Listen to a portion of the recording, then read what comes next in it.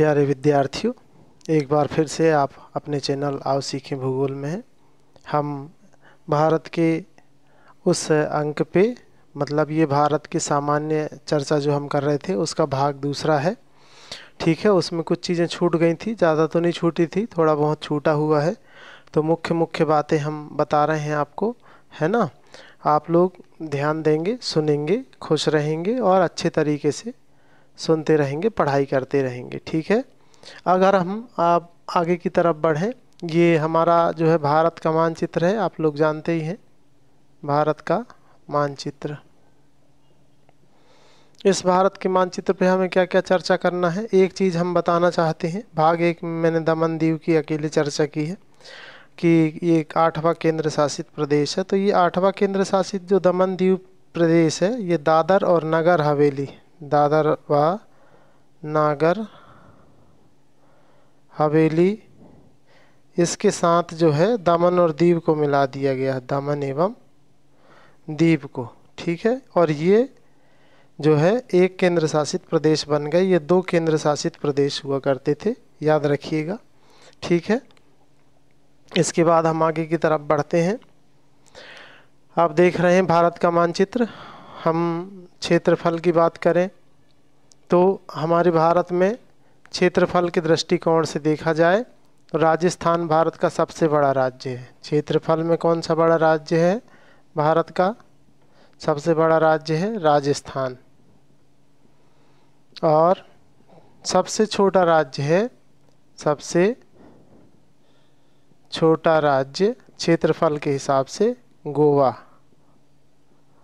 सबसे छोटा क्षेत्रफल के हिसाब से गोवा है और सबसे बड़ा है राजस्थान। इसके बाद है, देखें जनसंख्या के हिसाब से, जनसंख्या के दृष्टिकोण से भारत का सबसे बड़ा राज्य जो है, सबसे ज़्यादा जनसंख्या वाला राज्य है, सर्वाधिक जनसंख्या पाई जाती है उत्तर प्रदेश। ठीक है, उत्तर प्रदेश लगभग 19.98 करोड़ जनसंख्या निवास करती है। ये जनगणना 2011 की बात हो रही है, अभी तो लगभग 25-30 करोड़ जनसंख्या होगी। सबसे बड़ी जनसंख्या वाला जो राज्य है वो उत्तर प्रदेश है। ठीक है, इसके बाद जो सबसे कम जनसंख्या वाला राज्य है, सबसे कम जनसंख्या है, ये वाला राज्य दिखाई दे रहा होगा आप लोगों को, बहुत छोटा सा राज्य है सिक्किम। सिक्किम, यहाँ मात्र 6 लाख जनसंख्या निवास करती है, छोटा भी है, पहाड़ी क्षेत्र है, पर्वतीय है। आप लोगों को पता होगा कि इसी के पास में नेपाल में विश्व की सबसे ऊंची चोटी है, माउंट एवरेस्ट, नेपाल देश में है माउंट एवरेस्ट, है ना। माउंट एवरेस्ट विश्व की सबसे ऊंची पर्वत श्रृंखला है या चोटी है कह सकते हैं। तो ये सबसे ऊंची चोटी जो है नेपाल देश में है, तो ये सिक्किम के ही पास में है।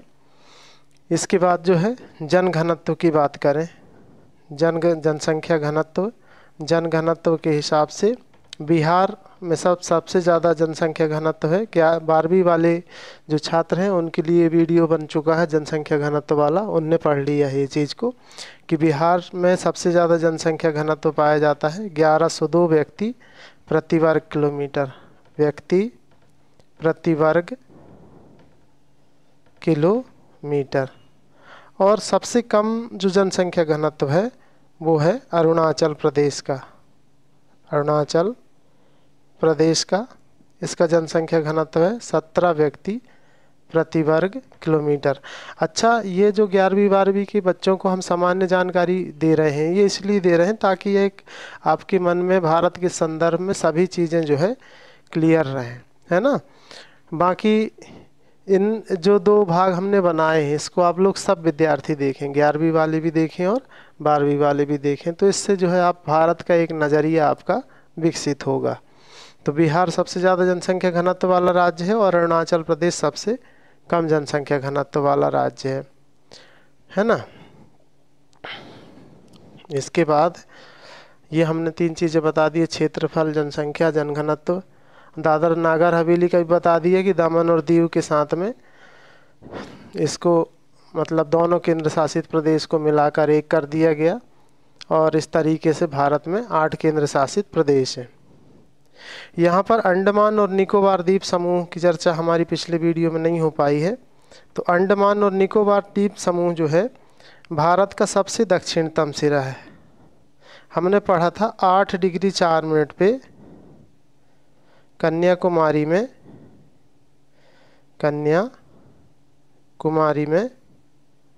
कैप कैमोरिन या मुख्य भूमि का सबसे दक्षिणतम भाग यही है। मुख्य भूमि मतलब ये भारत की भूमि, लेकिन इन अंडमान और निकोबार द्वीप समूह में भारत का ही आधिपत्य है। तो ये इसका सबसे जो दक्षिणतम सिरा है वो इंदिरा पॉइंट है। इंदिरा पॉइंट, इसको पहले पार्सन्स पॉइंट और पिग्मेलियन पॉइंट भी कहते थे। पिग्मेलियन पॉइंट कहते थे, ठीक है। तो इसके 3 नाम हैं, इंदिरा पॉइंट, पार्सन्स पॉइंट और पिग्मेलियन पॉइंट। ये भारत का सबसे दक्षिणतम सिरा है, ठीक है। 6 डिग्री 45 मिनट, 6 डिग्री 45 मिनट। कई पुस्तकों में 6 डिग्री 30 मिनट भी आपको लिखा मिलेगा, तो आप कंफ्यूज ना हो। ये आपके बहुत ज़्यादा काम का नहीं है। बस ये याद रखिए कि भारत का सबसे दक्षिणतम बिंदु जो है वो इंदिरा पॉइंट है। और पूछ लिया जाए मुख्य भूमि का सबसे दक्षिणतम बिंदु कौन सा है, तो आपको लिखना है फिर कन्याकुमारी का कैप कैमोरिन, ठीक।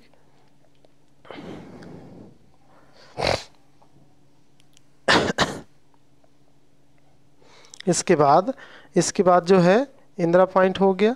मैकमोहन रेखा, तो मैकमोहन रेखा जो है ये चाइना के साथ में, चाइना जानते हो, चीन के साथ में जो भारत की रेखा है, भारत और चीन के बीच की जो रेखा है, भारत व चीन के बीच की जो रेखा है, इसका निर्धारण सर मैकमोहन ने किया था। सर मैकमोहन ने किया था, इसलिए इसको मैकमोहन रेखा के नाम से जानते हैं। मैकमोहन रेखा, तो मैकमोहन रेखा किस किस देश के मध्य में है, तो ये भारत का ये हिस्सा दिख रहा है आप लोगों को, है ना। तो ये इसका निर्धारण जो है सर मैकमोहन ने किया था, इसलिए इसको भारत और चीन के मध्य में जो रेखा है उसको मैकमोहन रेखा के नाम से जानते हैं। फिर भारत और पाकिस्तान के मध्य में रेड क्लिफ रेखा है। रेड क्लिफ रेखा, तो एक महोदय थे रेड क्लिफ ब्राउन, तो इन्होंने जो है, पाकिस्तान इस तरफ देश है आपको पता है, भारत और पाकिस्तान के मध्य की जो रेखा है, सीमा लाइन जो है, उसको कहा जाता है रेड क्लिफ रेखा। रेड क्लिफ रेखा इसलिए कहते हैं क्योंकि रेड क्लिफ महोदय ने इसका निर्धारण किया था। तो भारत और पाकिस्तान के मध्य है रेड क्लिफ रेखा और भारत और चीन के मध्य है मैकमोहन रेखा। और यहाँ पर थोड़ी सी सीमा अफ़गानिस्तान के साथ लगती है, तो अफ़गानिस्तान और भारत के मध्य में है डूरंड रेखा। डूरंड रेखा भारत और अफ़गानिस्तान के मध्य कौन सी रेखा है, डूरंड रेखा। रेड क्लिफ, ये हो गया अफ़गानिस्तान। इसके बाद है जो हमने पढ़ा भारत के समुद्री सीमा के बारे में, तो भारत का जो समुद्री सीमा, सबसे ज़्यादा जो समुद्री सीमा है वो किस राज्य की है, सबसे ज़्यादा सीमा है समुद्री सीमा गुजरात राज्य की। गुजरात राज्य की सर्वाधिक समुद्री सीमा है। और सबसे कम जो सीमा है वो है गोवा राज्य की। गोवा समुद्री सीमा सबसे कम गोवा राज्य की है, याद रखिएगा इस चीज़ को। इसके बाद तो ये हो गए भारत के जो क्षेत्र जल से लगे हुए हैं, ठीक है। अब यहाँ पर जो जल का क्षेत्र है 12 किलोमीटर के दायरे का, जो 12 किलोमीटर की सीमा है, तो 12 किलोमीटर की जो सीमा है इसको कहते हैं प्रादेशिक जल सीमा। प्रादेशिक जल सीमा, प्रादेशिक जल सीमा। फिर इसके बाद जो अगली सीमा है 12 से 24 किलोमीटर तक की, 12 से 24 किलोमीटर तक का जलीय क्षेत्र, मतलब समुद्री मील, 12 से 24 समुद्री मील। तो 12 से 24 जो समुद्री मील है ये कहलाता है संलग्न क्षेत्र। और पहले जो 12 मील तक है प्रादेशिक जल सीमा, प्रादेशिक जल सीमा। तो प्रादेशिक जल सीमा जो होती है वो कितने किलोमीटर तक है? 12 समुद्री मील, या इसको कह सकते हैं 12 नॉटिकल मील, 12 नॉटिकल मील। ठीक है, इसके बाद है प्रादेशिक सीमा के बाद है संलग्न क्षेत्र। संलग्न क्षेत्र, तो संलग्न क्षेत्र होता है 12 से 24 समुद्री मील, समुद्री मील, या इसको बोलें नॉटिकल मील, नॉटिकल मील। ठीक है, इसके बाद संलग्न के क्षेत्र के बाद है अनन्य आर्थिक क्षेत्र। अनन्य आर्थिक क्षेत्र, तो अनन्य आर्थिक क्षेत्र जो होता है वो 24 मील से 200 मील तक। ठीक है, ये जो क्षेत्र है ये कहलाता है अनन्य आर्थिक क्षेत्र। अब इसको समझ लें, जैसे कि ये भारत का तट है, यहाँ पर मुंबई है। ठीक, मुंबई से 12 किलोमीटर तक का जो क्षेत्र होगा, ये वाला हिस्सा 12 किलोमीटर का, ये कहलाएगा प्रादेशिक जल सीमा। इसके अंदर का जो भाग है प्रादेशिक जल सीमा, पूरा मतलब यहाँ से यहाँ तक। फिर 24 नॉटिकल मील तक का जो क्षेत्र होगा वो कहलाएगा संलग्न क्षेत्र। ठीक है, इसके बाद 24 के बाद जो 200 समुद्री मील वाला हिस्सा है पूरा की पूरा, ये पूरा, इसमें भी भारत को संसाधन के विदोहन से संबंधित और कुछ अधिकार होते हैं इनकी अलग अलग, लेकिन जो 12 नॉटिकल मील का हिस्सा है ये पूर्णतः जो है भारत ही का होगा, या जिस क्षेत्र का समुद्री हिस्सा है, मतलब जिस क्षेत्र के तट से लगा हुआ है वो उसी पर उसका पूरा अधिकार होता है। उस पर जो है समस्त प्रकार के जो भी टैक्स वगैरह मिलते हैं, या जो जहाज आएंगे उनसे जो जितनी भी इनकम होगी, जो भी मछुआरे मछली मारने के लिए जाएंगे, तो सभी प्रकार की मानवीय गतिविधियाँ इसमें भारत सरकार कर सकती है 12 समुद्री मील तक। और ये पूरा की पूरा 200 समुद्री मील जो लिखा हुआ है वहाँ तक पूरा अधिकार होता है, मतलब पूरा तो नहीं कह सकते, कुछ हद तक अधिकार होता है। उसके बाद जो 200 समुद्री मील के बाद फिर विश्व का सभी देशों का उसमें अधिकार होता है। तो ये कहलाती हैं समुद्री सीमाएं, जो किसी देश से लगी हों तो उस पर उसका अधिकार होता है किसी भी देश का। तो हमारे भारत का भी इसमें अधिकार है। जो हमारे भारत के, आपको पश्चिम में पता है कि यहाँ पर अरब सागर है, और पूर्व में बंगाल की खाड़ी है, बंगाल की खाड़ी, और दक्षिण में है हिंद महासागर, हिंद महासागर। ठीक है, तो ये पूरा के पूरा जो क्षेत्र है, इसी की बात हम कर रहे थे कि कितने क्षेत्र तक जो है भारत का अधिकार क्षेत्र है। तो सबसे पहले जो संपूर्ण विदोहन का अधिकार होता है वो कितने मील तक होता है? 12 नॉटिकल मील। इसको प्रादेशिक जल सीमा कहते हैं। ये हो गया हमारा। इसके बाद है भारत के 7 महत्वपूर्ण राज्य जिनको 7 सिस्टर्स कहा जाता है। 7 सिस्टर मतलब 7 बहनें, भारत के पूर्वोत्तर राज्य जो पहाड़ी पर्वतीय क्षेत्र से घिरे हुए हैं, और वहाँ पर बहुत सारी अभी भी पहाड़ियाँ हैं। और भारत का सबसे ज़्यादा वर्षा वाला स्थान भी इसी मेघालय राज्य में है, मानिसराम। मानिसराम ये विश्व का सबसे ज़्यादा वर्षा वाला स्थान है, याद रखिएगा। पहले हुआ करता था चेरापूंजी, और वो भी मेघालय राज्य में ही है, लेकिन चेरापूंजी अब नहीं है। चेरापूंजी के स्थान पर अब हो गया है विश्व का सर्वाधिक वर्षा वाला स्थान मानिसराम। याद रखिएगा, ये क्वेश्चन महत्वपूर्ण है। अब यहाँ पर देखें 7 बहनें कौन कौन सी हैं। इसमें ये सिक्किम शामिल नहीं होता है, याद रखिएगा। तो पहला है इसमें अरुणाचल प्रदेश। अरुणाचल प्रदेश, हमने ये बाउंड्री भी ड्रॉ करके रखा है यहाँ पे। ये अरुणाचल प्रदेश, ये ऊपर का हिस्सा है। फिर दूसरा है, दूसरा असम। असम, ठीक, असम। तीसरा ये जो बिंदु लगा हुआ है मेघालय। चौथा त्रिपुरा। पांचवा मिजोरम, छठवा मणिपुर,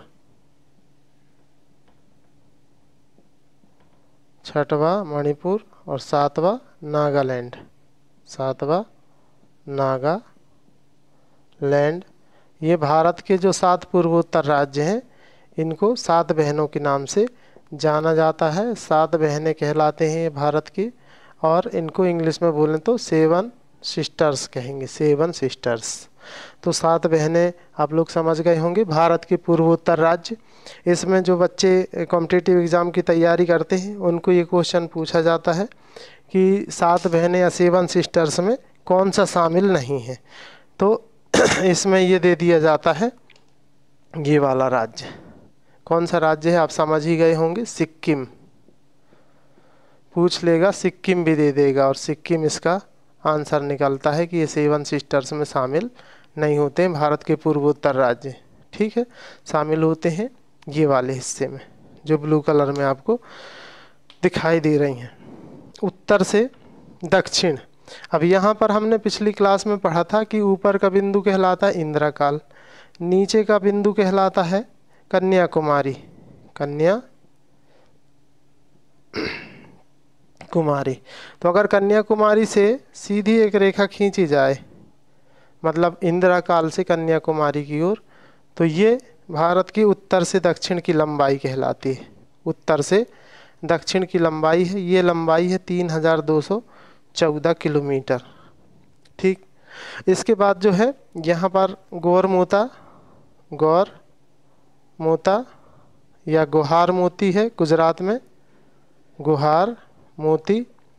और अरुणाचल प्रदेश में इधर है सबसे लास्ट बिंदु किबथू।